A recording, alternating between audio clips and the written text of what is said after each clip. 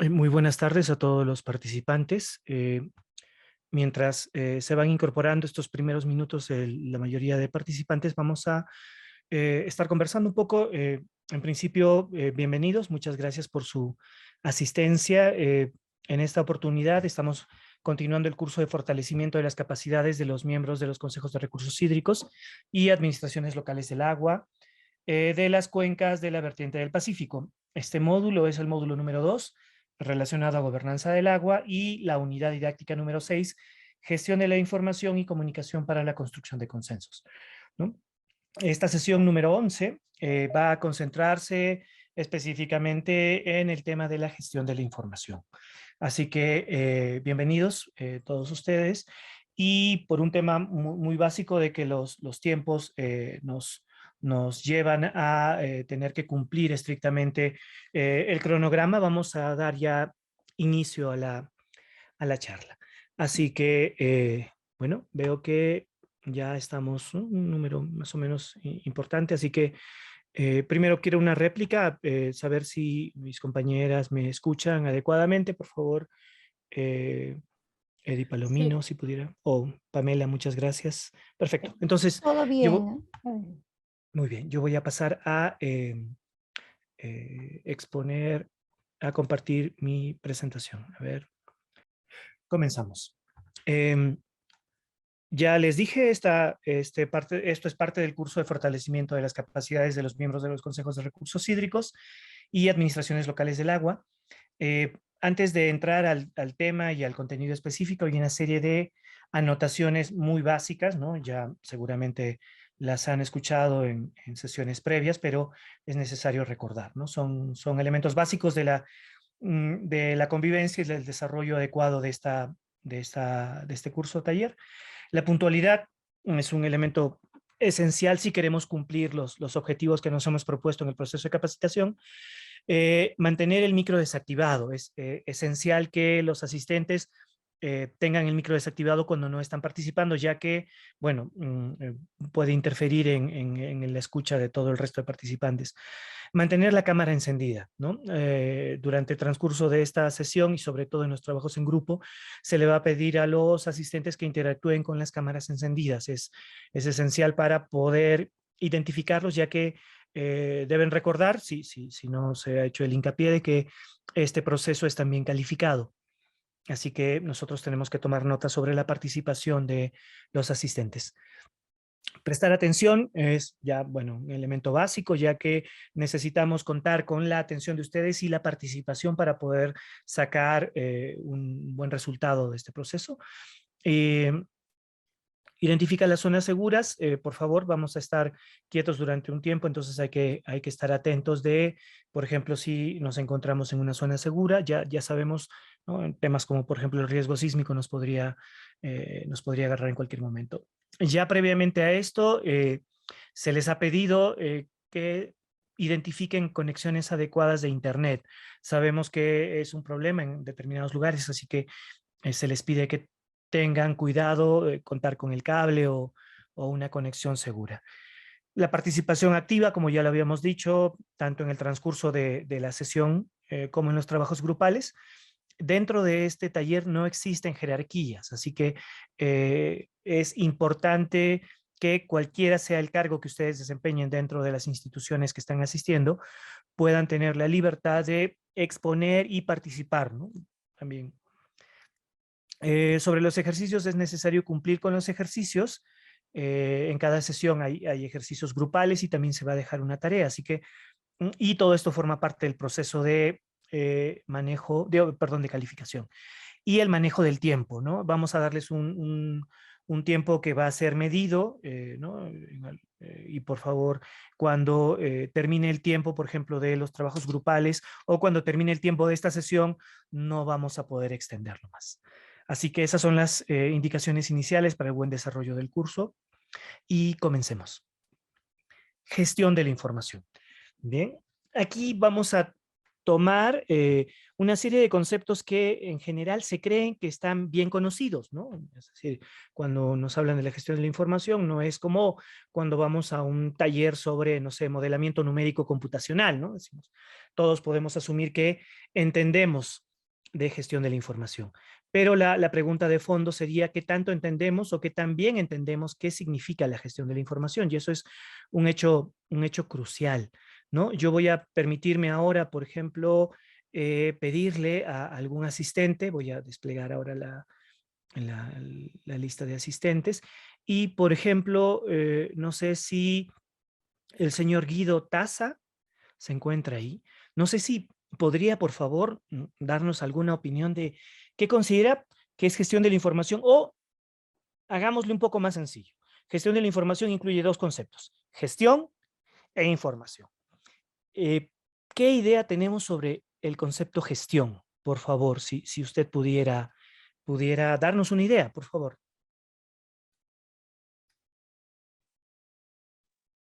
Bueno, muy buenas tardes.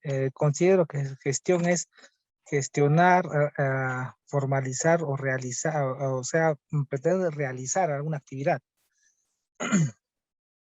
¿no? Sí, ¿Aló? sí, podemos darle una explicación así. A ver, vamos a pedirle, muchas gracias, por favor, corte su micrófono. O, a ver, el señor Ronald Valencia, por favor, que está aquí conectado, sobre el término gestión. Buenas tardes con Buenas todos. tardes. Son todas las acciones realizadas por una persona o una institución con la finalidad de alcanzar un objetivo. Exacto. Entonces, responde a una organización, ¿no? Es un conjunto de acciones organizadas para llegar a un objetivo. ¿Sí? ¿Nos entendemos ahí? Bien. Entonces, muchas gracias. Entonces, y ahí, después de llegar a esa primera reflexión, yo quiero decirles, gestión de la información. A ver, cuando ustedes vayan a la literatura especializada, van a encontrar una serie muy, muy extensa de conceptos, afirmaciones respecto a esto, porque depende mucho de a qué campo estamos tratando de apuntar, ¿no? Algunas ideas, por ejemplo. ¿La información también procesa y genera conocimientos? Sí, la información se puede convertir en conocimientos, eso depende del proceso de gestión de esa información. La información es poder. ¿Han escuchado ustedes estos datos? Perdón, esta afirmación. La información es poder, efectivamente, porque la información nos da capacidad de acción y eso lo vamos a repetir más adelante.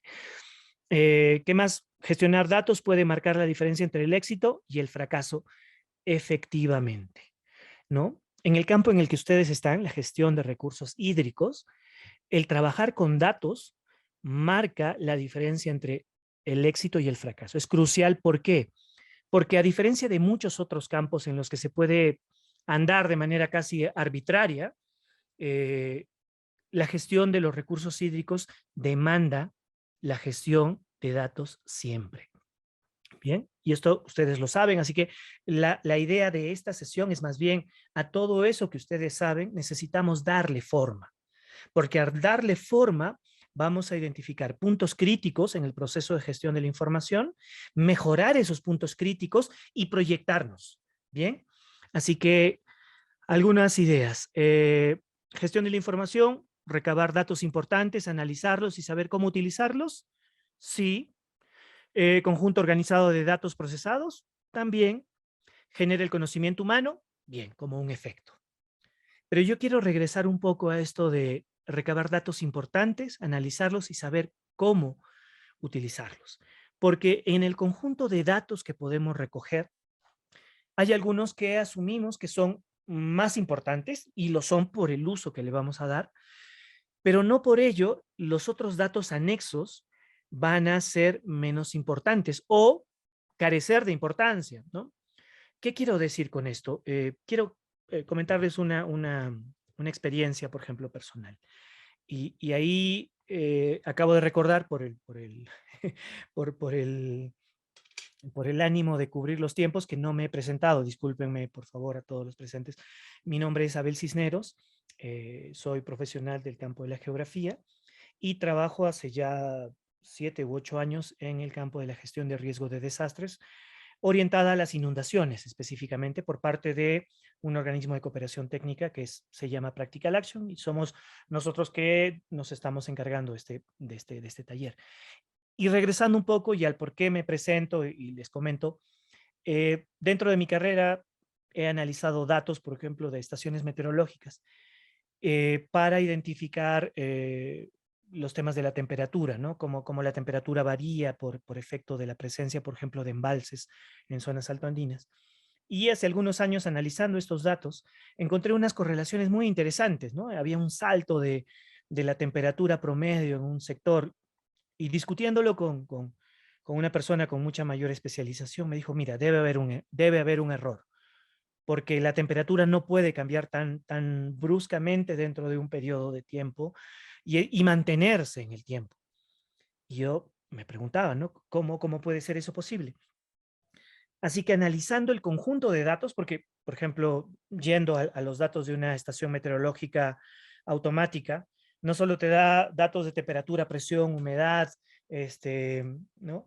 También te da datos, por ejemplo, de la hora en la que amanece, si tiene un sensor, por ejemplo, que identifica eso, eh, la dirección del viento, la intensidad del viento y una serie de parámetros que a veces no se analizan.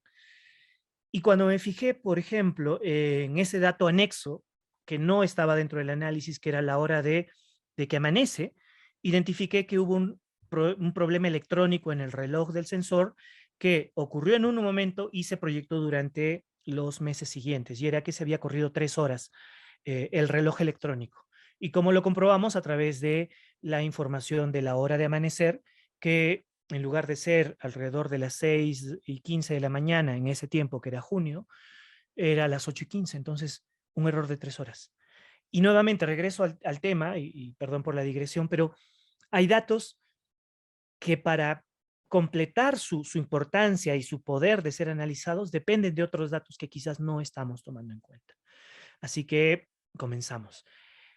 Y al margen de eso, cuando hablamos de datos, generalmente nos vienen a la mente eh, información de tipo numérico, ¿no? Es decir, lo que nos da una estación meteorológica, por ejemplo, o un sensor de caudal en un determinado punto del río, o el termómetro en determinada infraestructura. Pero los datos pueden también ser cualitativos, ¿no? Si nosotros analizamos la cantidad de cobertura de sensores, por ejemplo, para temas hídricos, y las dimensiones de las cuencas y microcuencas, vamos a ver que hay territorios completamente eh, no abandonados, pero de los que no tenemos datos de ese tipo, pero hay gente, ¿no? Hay personas que, por ejemplo, cuando te dan un testimonio, te dicen, mira, en la inundación de tal fecha, el agua llegó hasta este nivel, ¿no? Y lo saben porque lo vivieron, estuvieron ahí. E incluso saben la fecha y saben la hora porque las personas tienen otros marcadores, ¿no? Si un suceso ocurre un 25 de junio, todos lo van a recordar porque el 24 es un día importante. Entonces, ese tipo de datos también entran en el proceso de gestión de la información. Y ahí está la otra gran pregunta, ¿no? Entre un conjunto de profesionales que, ¿no? La mayoría ingenieros, acostumbrados a la recolección de datos concretos, datos resultado de un proceso, por ejemplo, de monitoreo, muchas veces con el uso de tecnología. ¿Qué tan preparados estamos para recolectar esos otros datos que nos revelan condiciones de un territorio del que necesitamos saber, porque necesitamos gestionar? Y ahí están este tipo de preguntas que tienen que abrirse, ¿no? Continuamos. A ver, hay un escalón, y les decía hace un instante, cuando nosotros entramos y buscamos, por ejemplo, en Google, gestión de la información, nos van a salir esquemas muy complejos, esquemas que nos van a dar mucha complejidad sobre este proceso, pero yo quiero que diferencien 3 niveles, y estos son esenciales.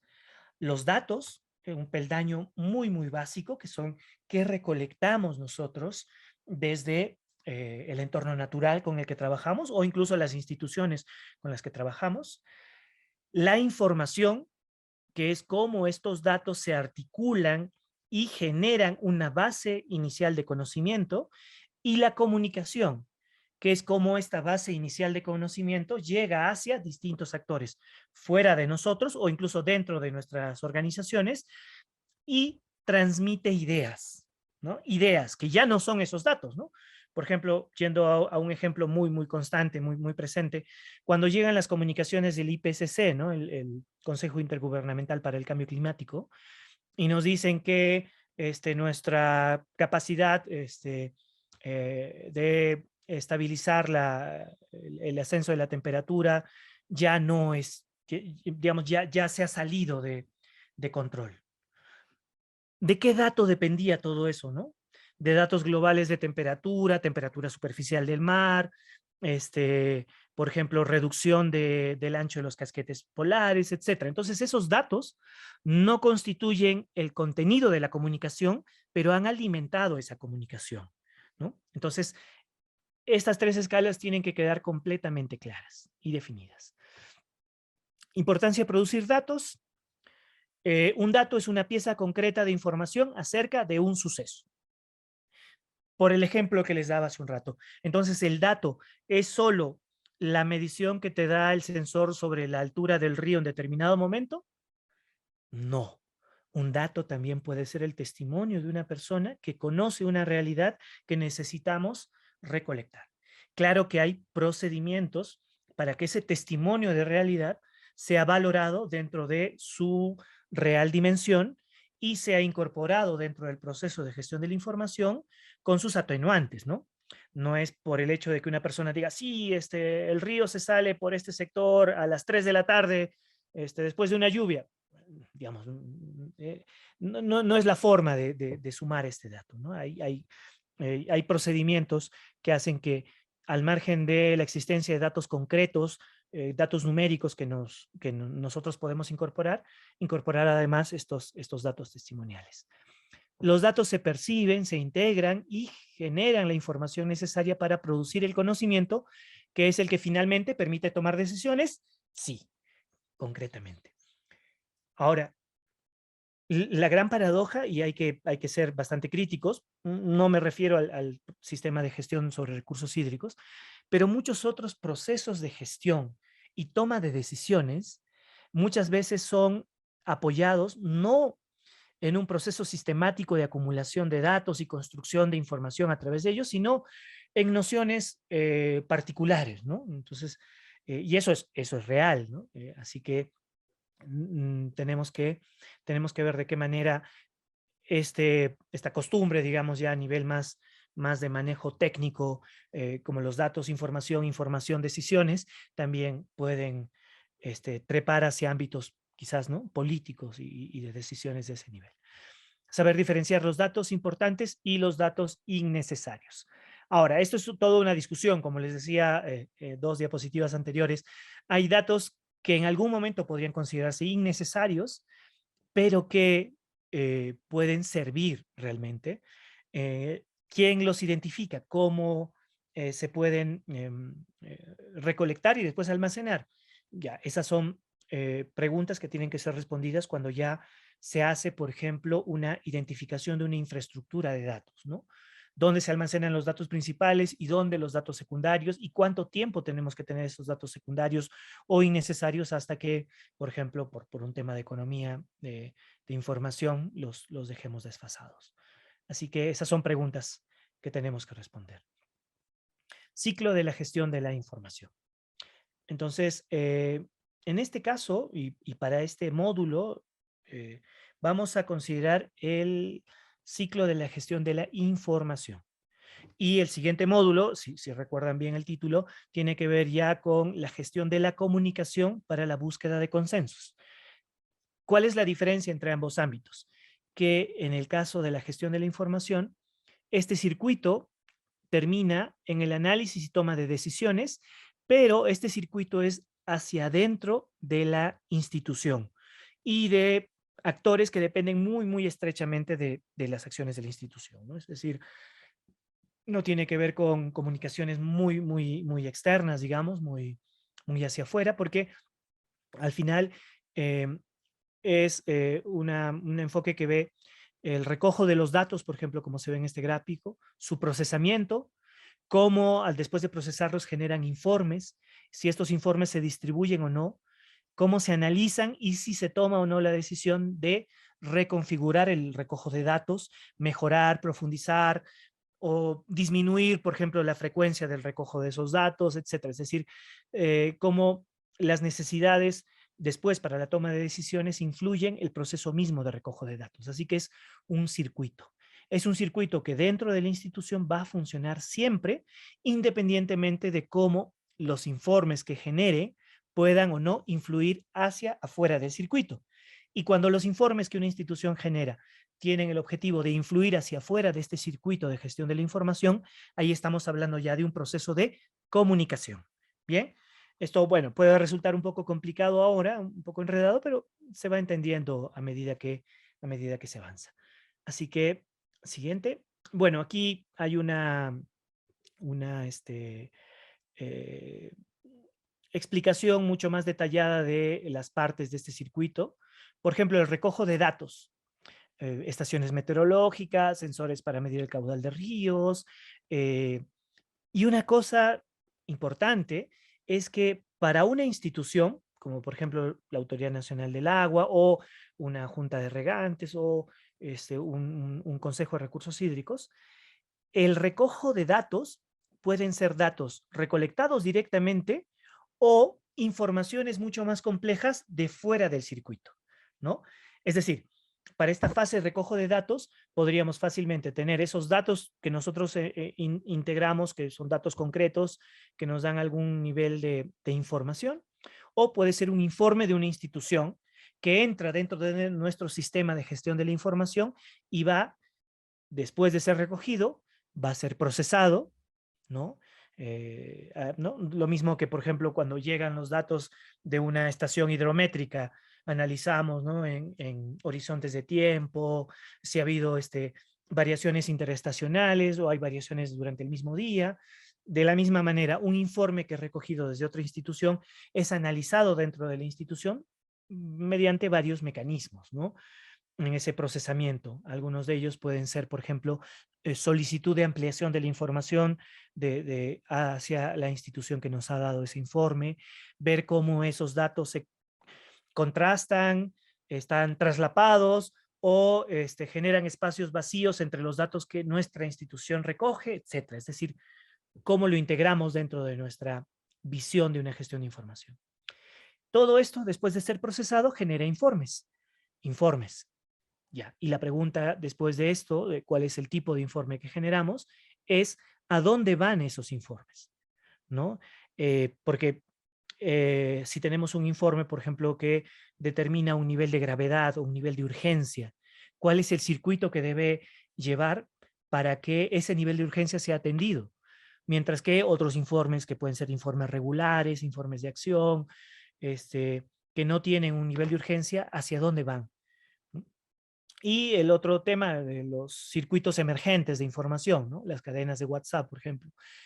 Es interesante porque en sectores, por ejemplo, propensos, expuestos a inundaciones en los que trabajamos, los grupos de interés de intercambio de información han trabajado mucho más rápido compartiendo información por WhatsApp, que es un medio informal completamente, pero en determinadas funciones es eficaz, ¿no?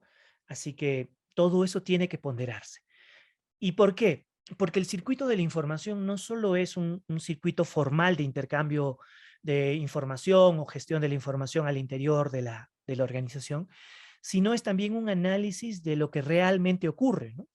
Podríamos decir, no, WhatsApp no está formalizado, pero ocurre, el intercambio de información ocurre, así que necesitamos evaluarlo, incorporarlo y utilizarlo o descartarlo, ¿no? Así que eso queda por parte de los actores clave. Y después de ser distribuido, el análisis y la toma de decisiones, por ejemplo, del receptor de esta información. Puede ser una gerencia al interior de la misma organización o una institución estrechamente ligada. Y después de ese análisis y toma de decisiones, el circuito se puede retroalimentar, ¿no? Por ejemplo, no sé ustedes, hay en los datos ya meteorológicos, hay distintas regularidades de recojo de datos, ¿no? Yo trabajé bases de datos que recogían información cada hora, pero habían estaciones en algún sector que recogían cada 15 minutos y yo tenía que analizar si la lectura por hora de determinado parámetro era un promedio de lo identificado durante el transcurso de esa hora o una lectura puntual y cómo lograba eso juntarlo con el dato de 15 minutos, etcétera. Es decir, si a mí en algún momento me hubiera tocado gerenciar ese sistema de gestión de la información, tendría que haber decidido si era una hora o era 15 minutos o era, como en algunos registros analógicos, 7 de la mañana, 7 de la noche, ¿no? Es decir, eso yéndonos al tema que bien conocemos, ¿no? Pero puede extenderse a muchos otros sistemas. Herramientas de apoyo a la gestión de información de recursos hídricos. En una búsqueda rápida hemos encontrado el SAMAC, Sistema de Información al Monitoreo de la Actividad de la Activación de Quebradas, que es bastante sectorial, el Observatorio del Agua, el análisis de datos de recursos estadísticos para el agua, Centro de Información de Recursos Hídricos y Repositorio Digital de Recursos Hídricos de la Autoridad Nacional del Agua. Todos ellos tienen distintas configuraciones, ¿no? Muchos de ellos tienen, ¿no?, sectores espaciales concretos que están coberturando, así que eso es lo que tenemos ahora. En una directiva, la 05 del 2021, que seguro ustedes ya la han revisado, por ejemplo, se hace todo un gráfico sobre el procedimiento de la gestión de la información de los recursos hídricos de la Autoridad Nacional del Agua. Y aquí es, por ejemplo, cómo se espera que la información circule al interior de los usuarios internos y los usuarios externos, ¿no? Es interesante porque ya, como les decía hace un rato, cuando hablamos de gestión de la información, ya hay mucho preparado de cómo, ¿no?, funciona el marco de gestión de la información. Ya está previsto. Y la pregunta es, ¿desde qué punto nosotros respondemos a esos marcos previstos y si entendemos la importancia de cada fase, ¿no? Esa importancia a veces se acrecienta porque la cantidad y volumen de datos que comienzan a ser recolectados, ya que estamos en un proceso de masificación, ¿no?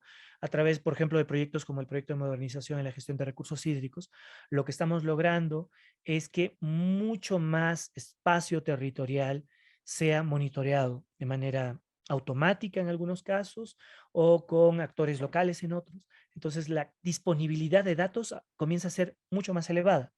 Y la pregunta es, ¿esos datos se transforman efectivamente todos en información y esa información alimenta realmente los procesos de gestión? Es una gran pregunta que vamos a responder más adelante, ¿no? O cada quien también viendo su organización puede estar respondiendo.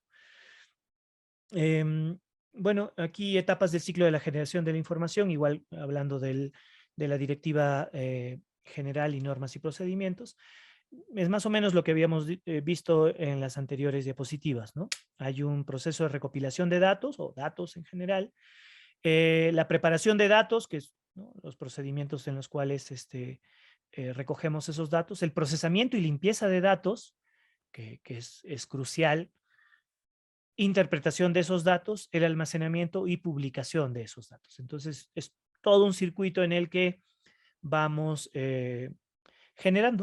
generando datos para lograr el proceso de generación de la información. Entonces, ideas fuerza hasta este punto.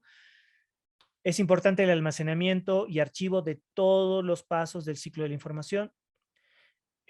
Sí, la respuesta podría ser sí. Ahora, ahí podríamos cuestionar si archivar los datos de por sí es la noción básica, digamos, o tenemos que trabajar en sistemas que no solo archiven los datos, sino puedan transformarlos, convertirlos en informes o que puedan también estar al acceso público, ¿no? El Observatorio del Agua como herramienta del Sistema Nacional de Información sobre Recursos Hídricos es el espacio a nivel nacional donde se almacenan los datos, efectivamente, y yendo un poco adelantando algunas ideas que vienen en las diapositivas siguientes, sabemos que ahora tenemos, por ejemplo, estas reuniones con consejos de cuenca. Y nos hacía hincapié un participante el día de ayer entre diferenciar los procesos de la Autoridad Nacional del Agua y los roles y funciones que tienen los consejos de recursos hídricos. Y él estaba en lo cierto, obviamente, ¿no? No habíamos querido decir que son lo mismo, porque obviamente no lo son. Pero las bases de información que maneja el Sistema Nacional de Información sobre Recursos Hídricos se convierten en el espacio ya idóneo en donde la información que se genera a través del desarrollo de las acciones que tienen los consejos de recursos hídricos y la información que demandan estos consejos de recursos hídricos para su toma de decisiones tiene su escenario, ¿no? Porque sería ilógico que cada consejo de cuenca invirtiera desde ahora en la conformación de un repositorio digital o un repositorio georreferenciado donde deposite la información que todavía en algunos casos no está produciendo y de manera cerrada recoja de ese repositorio para su decisión cuando muchos sucesos de una cuenca no dependen solo de la cuenca, sino que dependen de procesos físicos, dinámicos, mucho más allá. Entonces, hablar de un sistema nacional es un hecho esencial por temas de economía de recursos y de capacidad de mejorar y facilitar las decisiones. Entonces, aquí una idea de todo lo que venía, que la gestión de la información es un proceso interno e institucional. Cuando a través de la información que manejamos nos ponemos como objetivo cambiar las acciones o las decisiones o influir a instituciones que van más allá de la nuestra, ya no estamos hablando de gestión de la información, sino estamos hablando de gestión de la comunicación. Bien, y antes de pasar a la siguiente, ¿por qué es esta distinción? Porque yendo a un hecho muy crucial, cuando nosotros tenemos estos documentos internos, informes, etcétera, no necesitamos interpretar la información que estamos describiendo, ¿no? Podemos fácilmente utilizar el lenguaje ingenieril, ¿no? Dentro de todas estas comunicaciones internas, mientras que cuando necesitamos que esta información llegue a la población o a otras instituciones, necesitamos cambiarla, necesitamos que exponga más, ¿no? Así que, pero vamos a seguir conversando de esto a medida que continuemos con este taller. Bien, ahora vamos a comenzar una parte práctica, un taller. Tenemos en este momento, reduciendo los invitados entre los asistentes, si no me equivoco, hay 16. Y eso nos da para nuevamente 4 grupos o 3 grupos, Pamela. 3 grupos, podría ser, a ver, 2 de 5 y 1 de 6. Perfecto. Bien, de manera aleatoria se van a formar 3 grupos. ¿Qué buscamos con estos 3 grupos? Nosotros les vamos a dar una serie de... Pero, ¿puedo hacerle una pregunta? Adelante, sí. Lo un escucho. comentario. Bueno, con respecto a la exposición, además, está muy bien, yo lo felicito.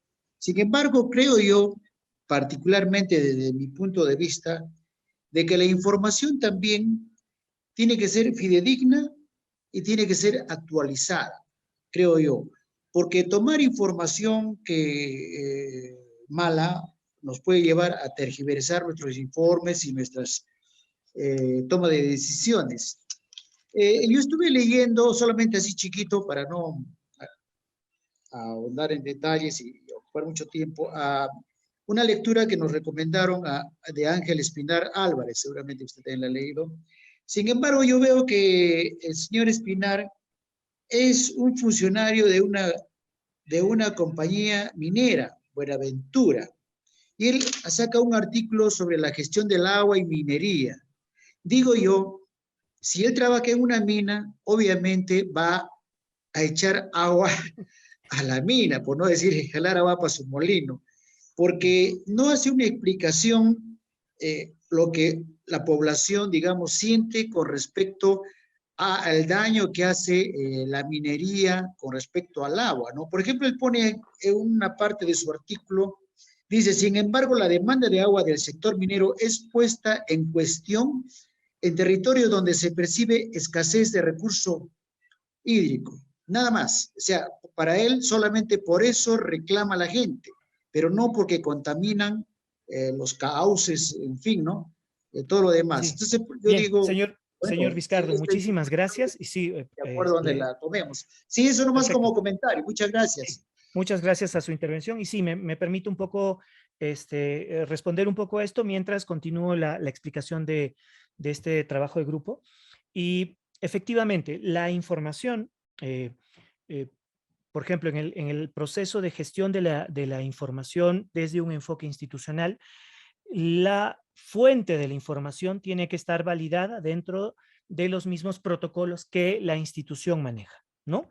O sea, y por eso le decía, regresando a una parte inicial de la exposición, una información testimonial es importante sopesando justamente cuáles son las condiciones en las cuales es expuesta, ¿no?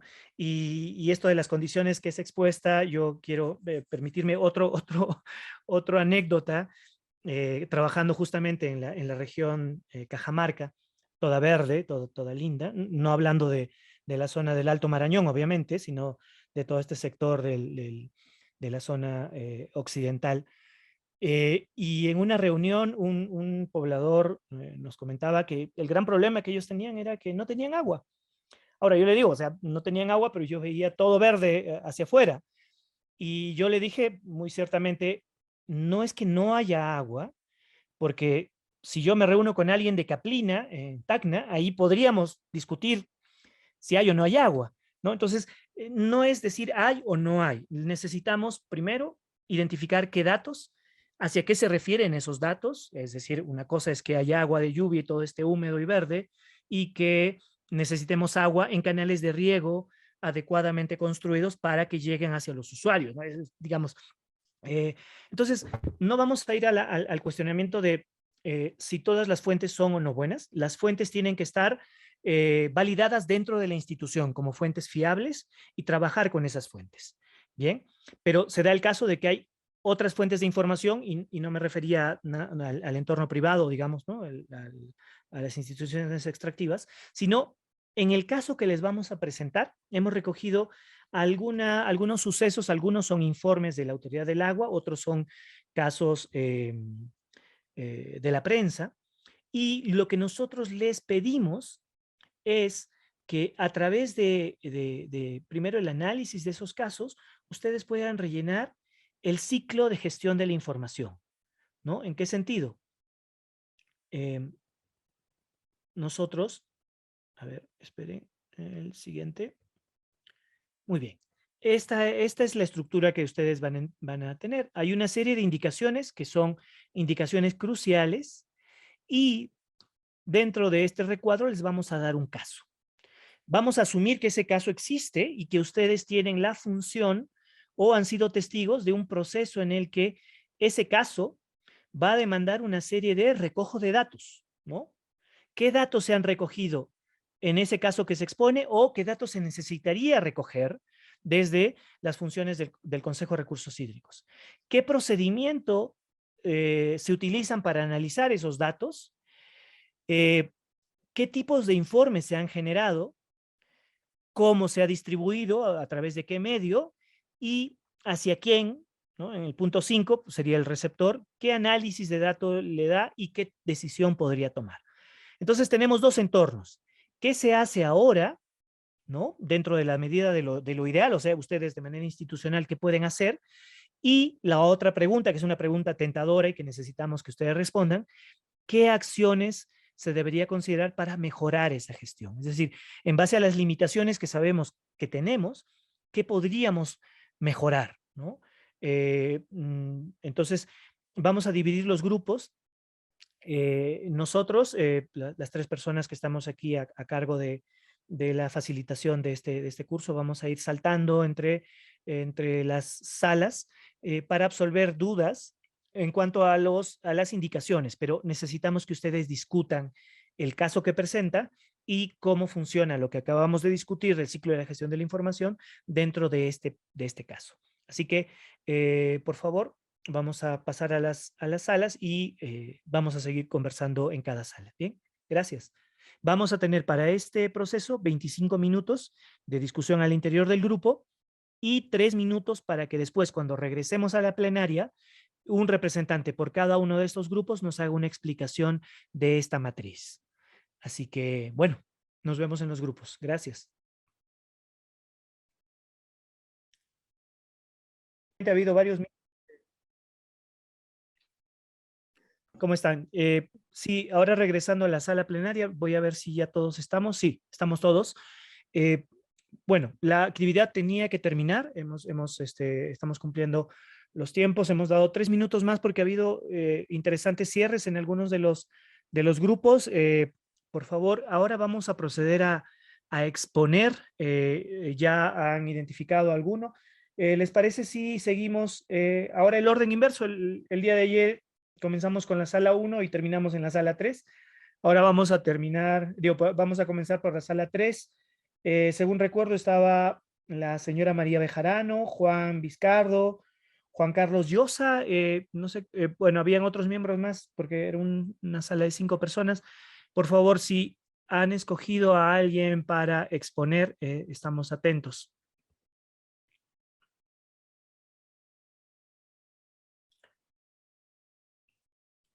Después va a continuar la sala 2 y terminamos con la sala 1. Van a ser 3 minutos de exposición y si es que es necesario, bueno, les vamos a dar 2 minutos más por cada grupo. Bien, por favor, iniciamos.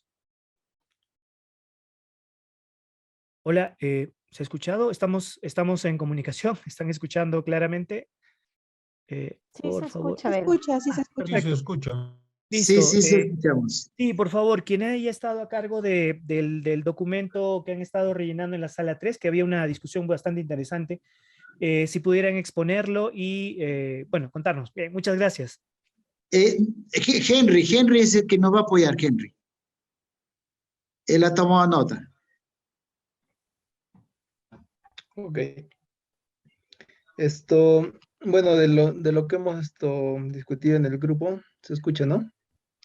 Ya, sobre Sí, el sí, recojo de datos, Muéstranos el caso, por favor, porque sí, los otros grupos el caso es tenido. Sí. el caso del río Chili, me parece que es del 2011, que indica que es uno de los más contaminados y bueno, el impacto se da en el distrito de La Joya, con contaminación por residuos fecales y totales, más de lo permitido. Se han detectado 25 vertimientos domésticos, mayor a los que se había detectado en un principio, ¿no?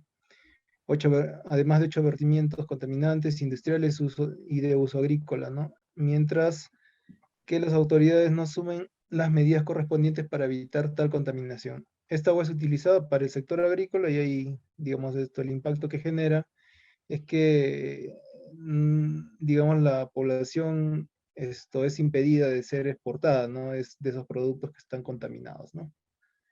Porque no pasan el control de calidad. Ese es el caso.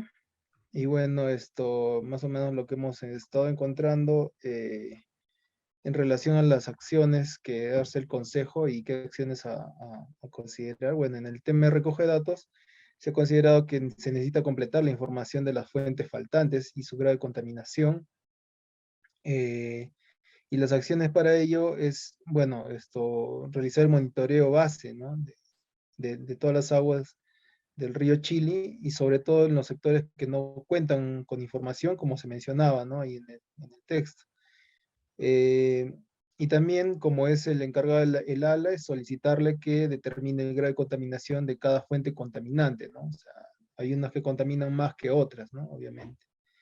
En el tema de procesamiento, el Consejo analiza la información recogida, la procesa y valoriza los impactos que está generando, ¿no?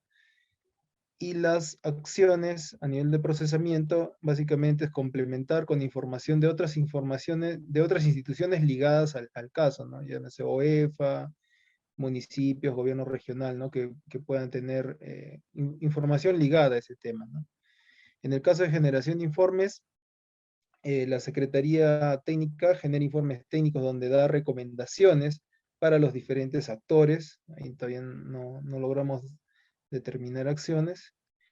En el tema de distribución, el Consejo ya una vez procesada esta información, emitido los informes, realiza la distribución de estos informes a todos los afectados y a tomadores de decisión, ¿no? Que están involucrados. En las acciones, digamos, a considerar, se debería identificar a otros tomadores de decisión que, digamos, en un principio no estaban involucrados, ¿no? Ampliar, digamos, a otros tomadores de decisión y a otros actores que generan información también, ¿no? Finalmente, en el análisis y toma de decisión, el Consejo analiza el caso a través de sus grupos de trabajo y realiza el seguimiento de las recomendaciones a las instituciones correspondientes, ¿no? Llámese el ANA, el ALA, digo, el gobierno regional a través del ARMA y otras instituciones, ¿no? Y bueno, en acciones no lo logramos completar. Bien, lo ideal antes, por favor, necesitamos que se cierre esa tabla. Si es que, por ejemplo, consideran que no hay más cosas que mejoren ese proceso, ponen, no hay más recomendaciones y cerramos ahí la tabla, porque este ejercicio va a tener que ser entregado al final de esta sesión, bien, de esta ronda. Bien, vamos a pasar ahora a la sala número 2, por favor. Si es que... recuerdo algunos nombres del señor Ronald Valdivia, la señora Extremadoiro, si no me equivoco, por favor. Los otros nombres del grupo, quien ha estado tomando nota y si nos puede comenzar a exponer los alcances de su trabajo grupal. Buenas tardes. Buenas tardes. Si Como puede grupo agrandar un número poco 2. para ver, por favor. Disculpe.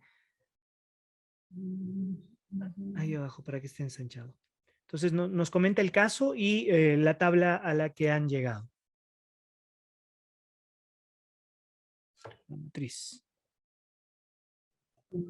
¿Dónde puedo agrandar la pantalla? Porque no estoy compartiendo pantalla y solamente sale ese cuadro. Perfecto. Sí, mire, si no se puede, comience la exposición, no se preocupe, vamos a escucharla con atención. ¿Lo ven muy pequeñito? Vanessa, debajo donde está el cursor está el número 100 en porcentaje, al lado izquierdo, al superior izquierdo, en la tercera línea. Hay un número 100. Ahí aumentale a 120, 150. Debajo de la palabra ver, en el extremo superior izquierdo. A la izquierda de tu pantalla. A la izquierda dice archivo, editar, ver. Debajo de la palabra ver está el número 100. Ahí. Auméntale a 125. ¿Verdad? Perfecto, gracias. Ahora sí, Vane. Gracias. Ok, muchísimas gracias. En el grupo número 2 nos ha tocado el caso de una de las principales fuentes de contaminación del agua en Arequipa, es la disposición final de la basura.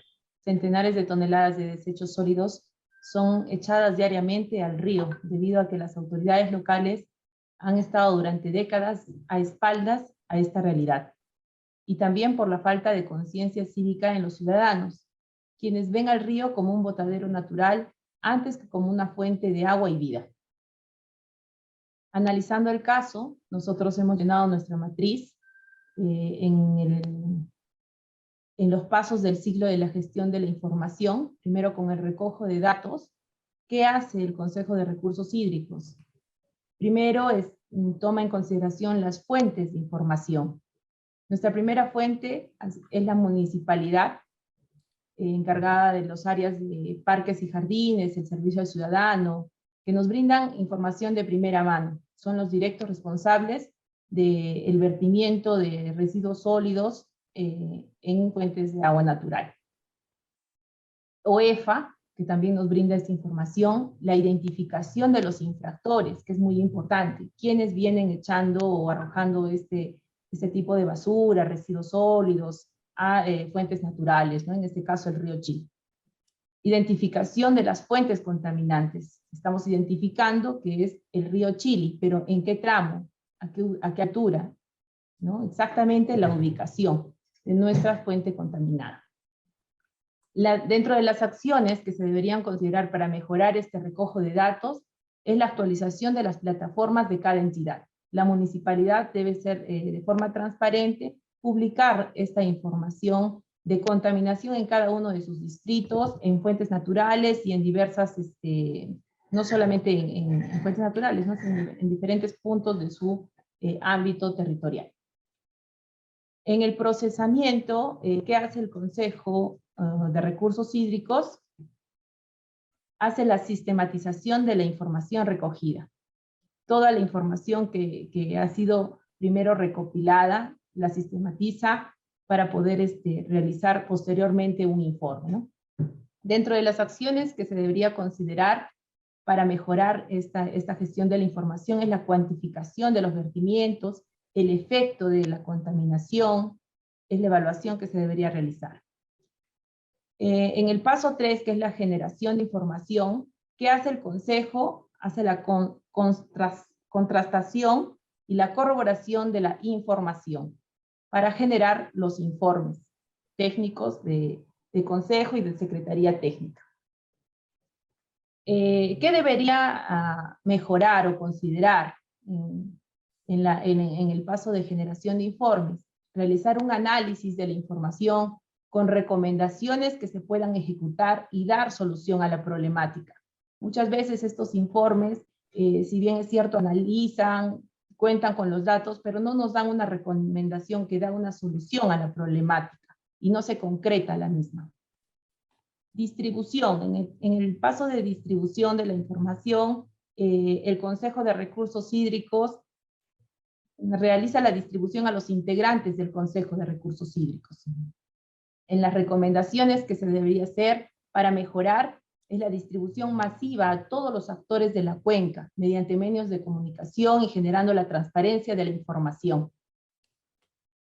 En el paso de análisis y toma de decisiones, el Consejo de Recursos Hídricos realiza las reuniones de trabajo mediante los grupos técnicos, etcétera, para la toma de decisiones según la información e informes generados. Igualmente, trata o genera la implementación de las alternativas de solución asumiendo compromisos dentro de los actores. ¿Qué se debería hacer para mejorar? Sería comunicar a Fiscalía de Medio Ambiente para las acciones legales correspondientes. Ese es el análisis que ha realizado el grupo número 2 referente a la casuística de contaminación en el río Chili. Gracias. Muchas gracias. Ahora pasamos al grupo número 1.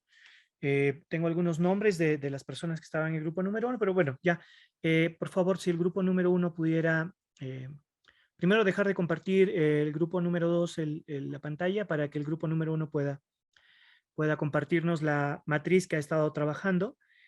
Al igual que los dos grupos anteriores, ha habido una conversación interesante entre varios de los miembros del grupo. Lamentablemente en varios de los grupos no ha habido una participación plena de todos los asistentes, así que esperamos poder ver también en su trabajo individual.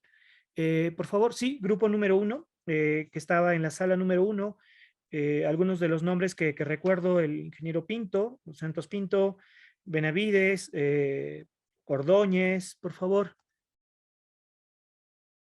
No recuerdo con exactitud quién estaba trabajando la pantalla. Por favor, si pudieran ayudarnos. Muy bien, gracias.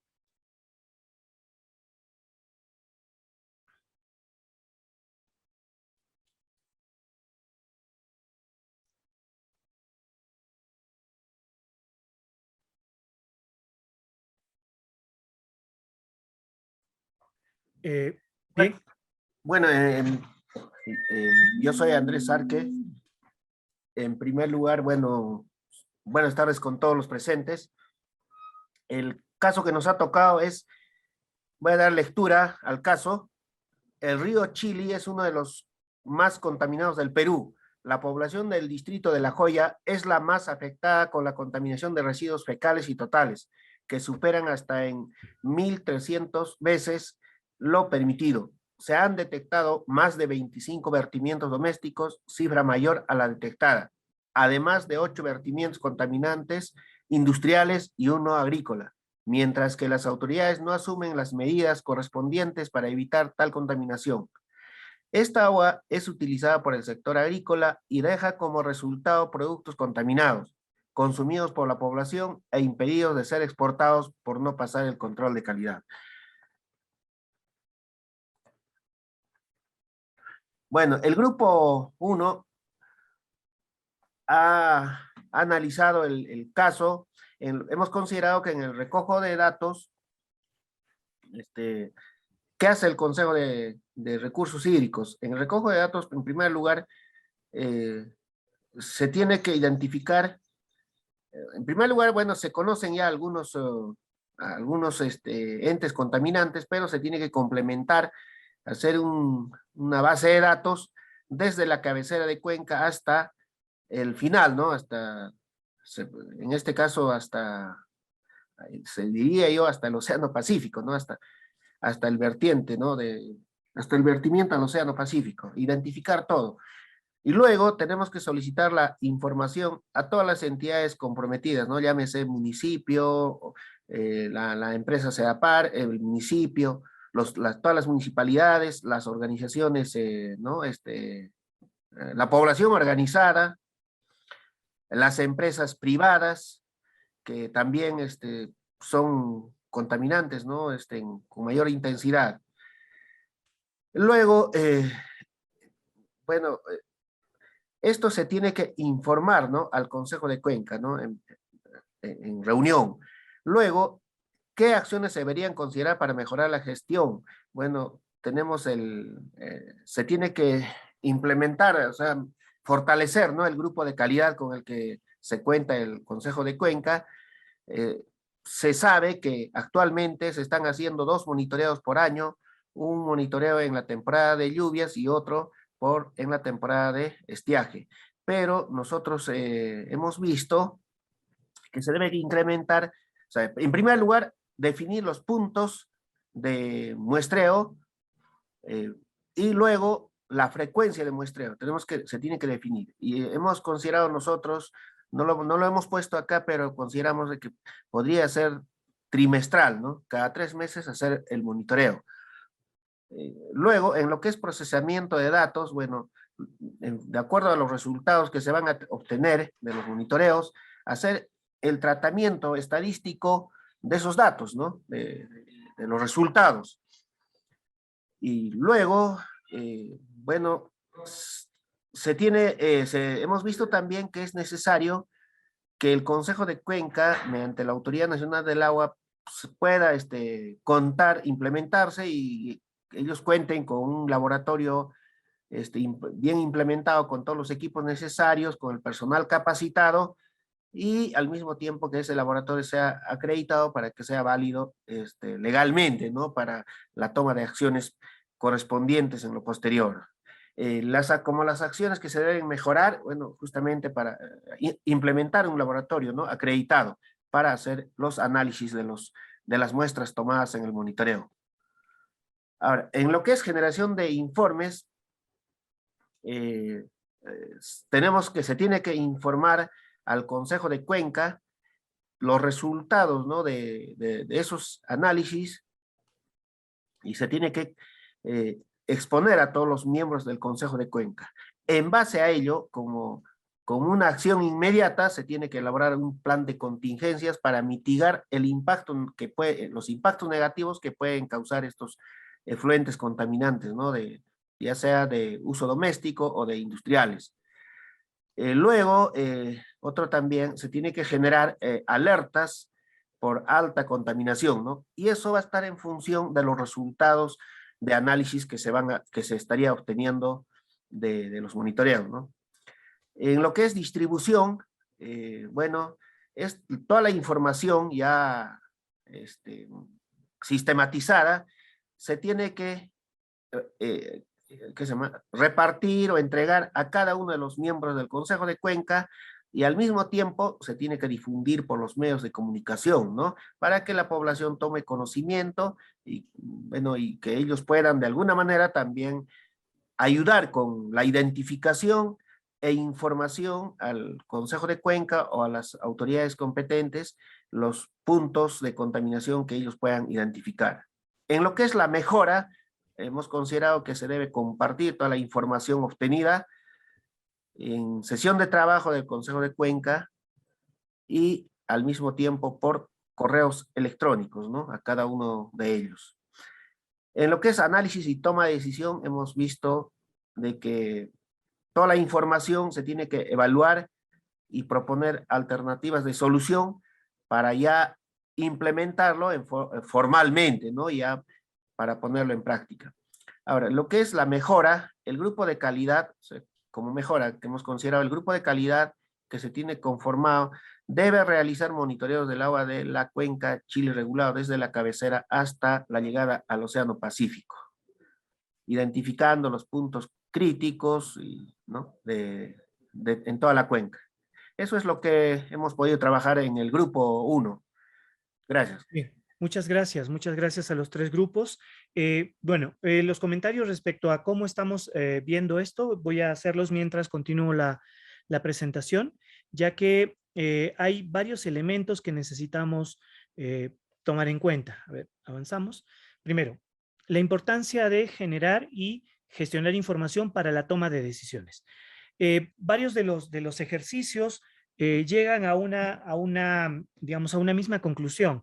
Es necesario que este manejo de información llegue para la toma de decisiones, ¿no? Lo han puesto desde el punto de vista del Consejo de Cuenca, cuáles son los alcances en esas decisiones que puede tener, y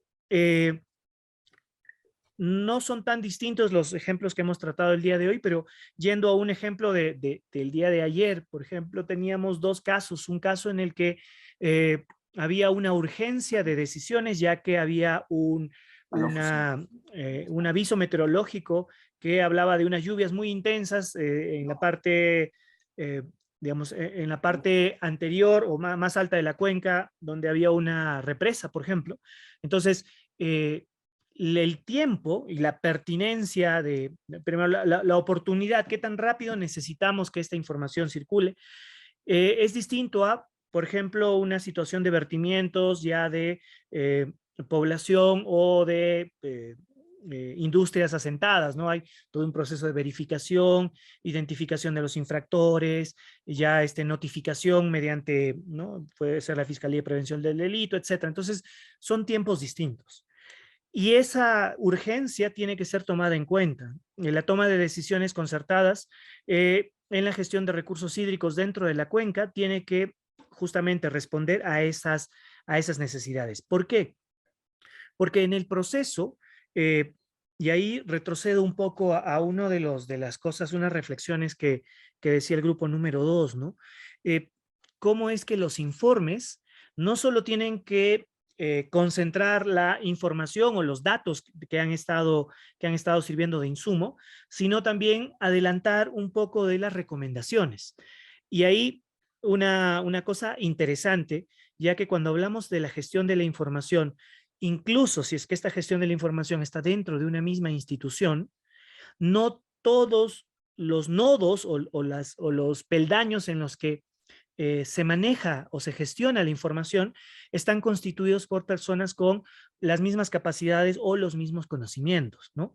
Entonces, si, por ejemplo, hay un informe muy detallado sobre elementos contaminantes en fuentes de agua, lo ha analizado un especialista en calidad de agua que probablemente tenga muchos conocimientos a nivel de química, pero dentro del Consejo de Recursos Hídricos, los que dirigen y los que tienen que tomar decisión después pueden no ser químicos, obviamente. Mientras, ¿y de qué manera los informes que vamos construyendo van adelantando qué es lo necesario, ¿no? Por ejemplo, y ahí va uno de los casos que relatábamos, ¿no?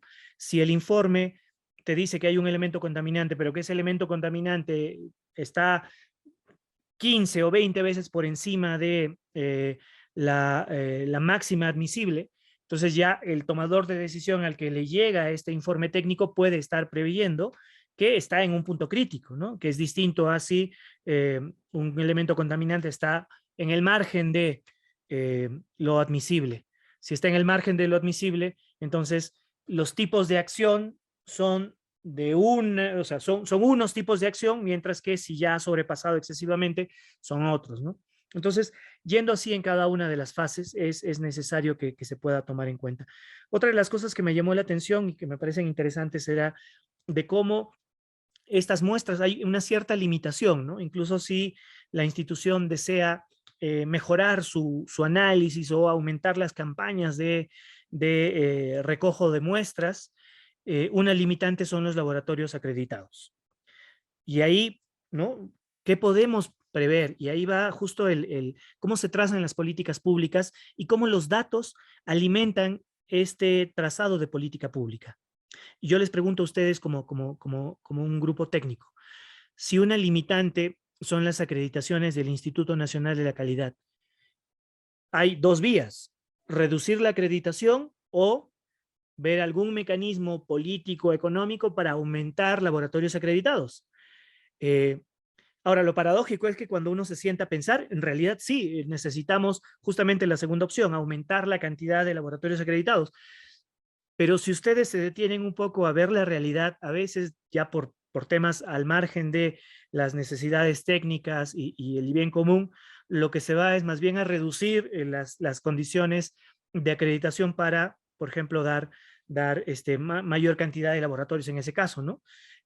Ahora, hay muchas decisiones y todo eso tiene que ver con justamente cómo nuestros informes no solo exponen los datos que concentran, sino también las necesidades, las limitaciones en ese proceso de toma de datos y las posibilidades, ¿no?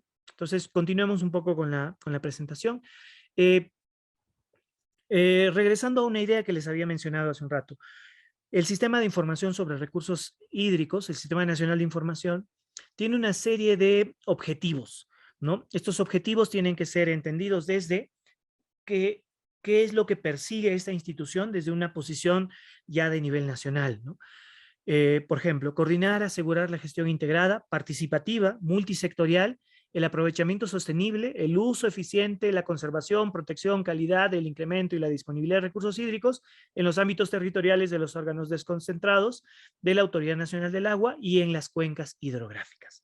Es decir, todos los elementos relacionados a la gestión de recursos hídricos tienen que ser, o sea, bueno, son un objetivo que persigue la existencia de un sistema nacional de información de los recursos hídricos.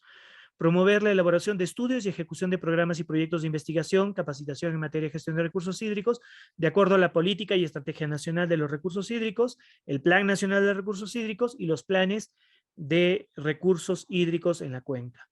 Contribuir a la planificación, concertación, regulación y uso sostenible y conservación y preservación y la recuperación del agua y sus bienes asociados, y promover el establecimiento de una cultura del agua que reconozca el valor ambiental, cultural, económico y social del agua.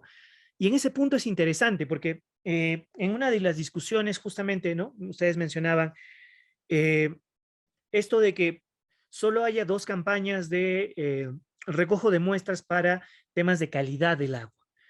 Y ahí se abrían como que dos grandes nociones, ¿no? ¿De qué manera puede mejorar la vigilancia de una fuente de agua en estos elementos, por ejemplo, contaminantes que alteran la calidad? Una de las ideas que mencionaban era, ¿por qué no aumentar la cantidad de campañas al año para el recojo de la muestra? Y en muchos otros lugares lo que se ha optado es también por temas ya de recursos, porque a veces hay limitación de recursos, ¿no? Es lo que determina a veces la capacidad de acción, porque esas dos campañas, por ejemplo, sean acompañadas más bien de campañas ciudadanas de identificación, por ejemplo, de la calidad de esos recursos, ¿no? A través de bioindicadores, de si se puede o no se puede pescar, si hay o no malos olores, etc. Y todo eso tiene que ver más con procesos de calidad del agua y trabajos con la población, ¿no?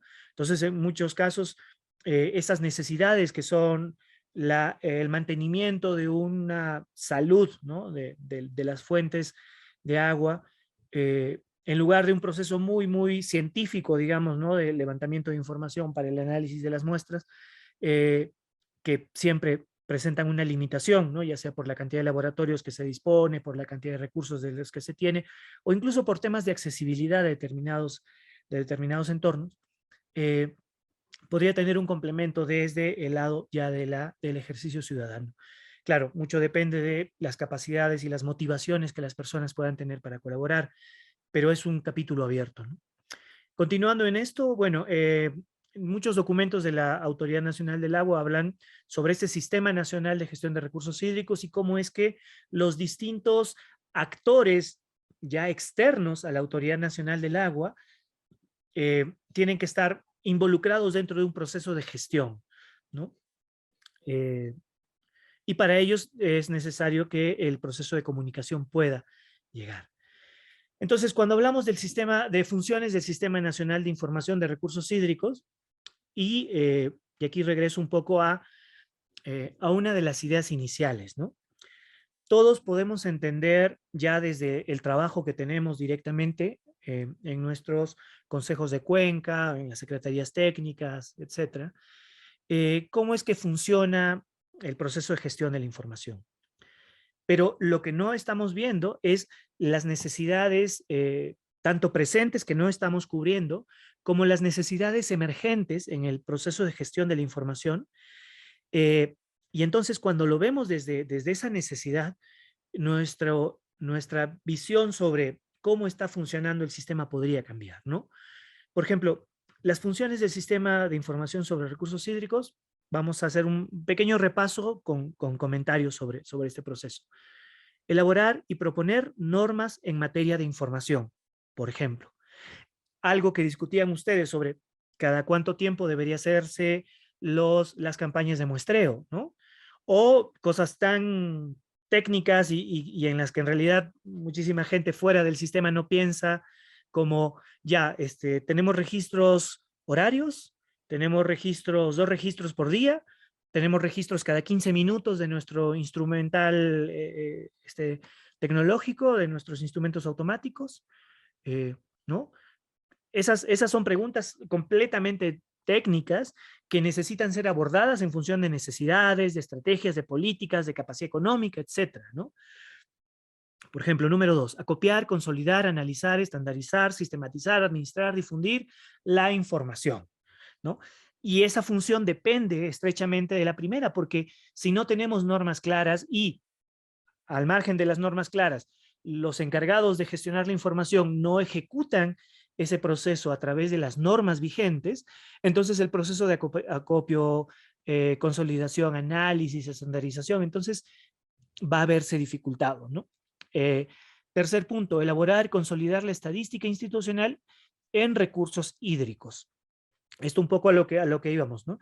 Se necesita un sistema nacional que consolide esta información y un conjunto de actores como los consejos de recursos hídricos que puedan alimentar a este sistema y a través de esa alimentación del sistema también servirse de la información que este sistema puede brindar, porque al final es eso, ¿no? La consolidación de la información genera una sinergia desde la capacidad espacial de describir ¿no? Las características que vamos a tener, ¿no? Las lluvias, las temporadas de lluvia, la capacidad de una cuenca o de un reservorio de poder acumular el agua que los usuarios necesitan para cubrir campañas, ¿no?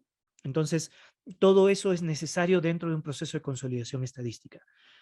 Proponer, supervisar el cumplimiento de lineamientos que permitan asegurar la calidad de la información sobre recursos hídricos. También esa es una función importante.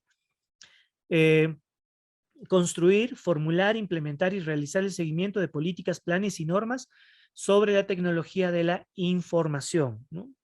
Los repositorios, por ejemplo, que la información sea clara, accesible y adecuada para distintos tipos de usuario, ¿no? ¿Qué tenemos en muchas instituciones?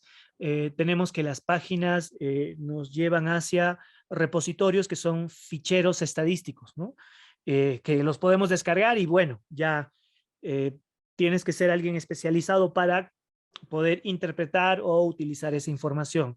Entonces, no es así como funciona un sistema de información sobre recursos hídricos, ¿no? No solo es un repositorio de información técnica que cada usuario va a tener que elaborar o analizar, sino que puede adelantar mucho de ese análisis. ¿Por qué? Porque regresando nuevamente a una de las ideas que ustedes expusieron en su discusión, un informe no solo es una acumulación de datos, sino es un adelanto también de posición. Y ahí está la gran importancia, por ejemplo, de pensar esto como un sistema y que puede tener influencia en la construcción de políticas públicas. Así que los informes, por muy básicos que puedan considerarse, pueden ser tomados como insumo para el cambio en las políticas públicas, siempre y cuando respondan a una lógica, ¿no? Diseñar, desarrollar, implementar y mantener aplicativos software que sirvan de apoyo a la gestión de los recursos hídricos.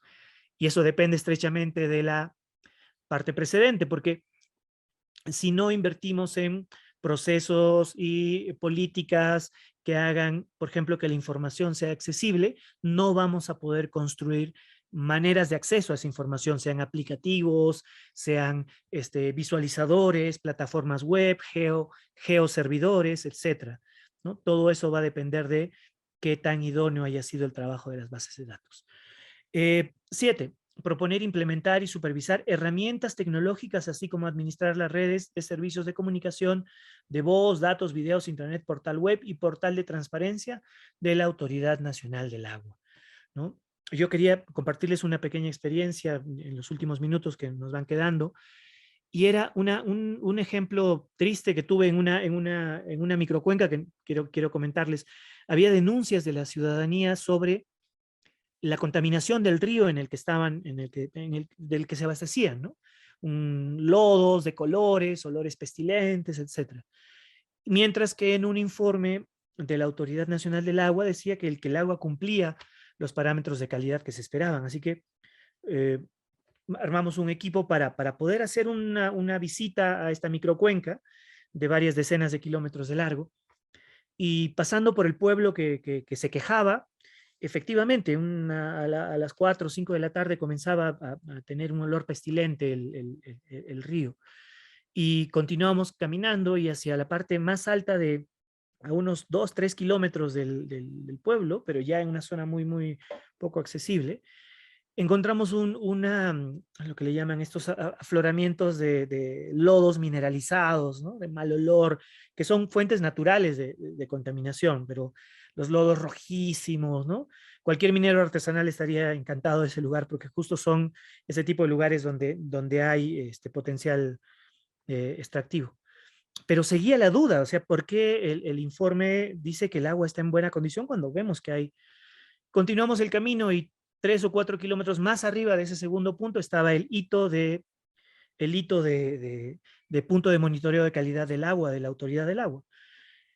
Y entonces ahí surgía toda una serie de dudas de temas de procedimiento, temas de normativa, temas de tratamiento de la información, porque la fuente tenía un nivel de contaminación, una contaminación natural, y en lugar de que el soporte institucional llevara el análisis de esos contaminantes y tratara de explicar a la población cuál era la naturaleza a la población, cuál era la naturaleza de esa contaminación y ver elementos correctivos, etcétera, el punto de monitoreo estaba justo donde se simplificaban problemas, no había contaminación según los análisis y se pasaba quizás a otro punto, ¿no? Entonces, ese tipo de cosas ocurren.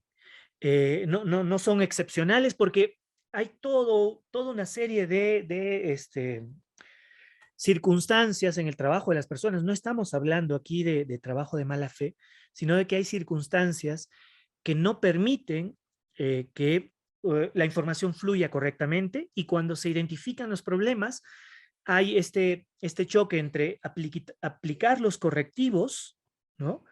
O continuar como si estas cosas no hubiesen ocurrido. Eso es un ejemplo, no es lo típico que pasa, hay muchísimas otras cosas que tienen que ver ya con usuarios, vertimientos industriales, etcétera, etcétera, que no vamos a venir al caso de explicar, pero tiene que ver con todo esto. ¿Qué hacemos dentro del sistema? ¿Qué estamos aplicando desde nuestra posición institucional? Porque también hay limitaciones.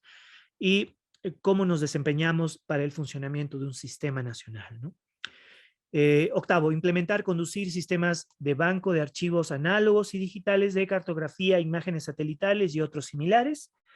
Y 9, las demás que se asigne la jefatura ahí le corresponda de acuerdo a la legislación vigente, ¿no? Y ahí está todo enmarcado dentro de las posibilidades y facultades que las instituciones tienen, porque no pueden excederse a sus funciones como instituciones públicas, ¿no? Dentro de los archivos a los que ustedes tienen acceso, hay un conjunto de bases de datos nacionales, algunas muy interesantes que pueden ser contrastadas con las bases de datos que ustedes tienen y podrían identificarse incluso vacíos o traslapes, etcétera. Es el proceso de desarrollo del sistema de información nacional, las instituciones que los generan.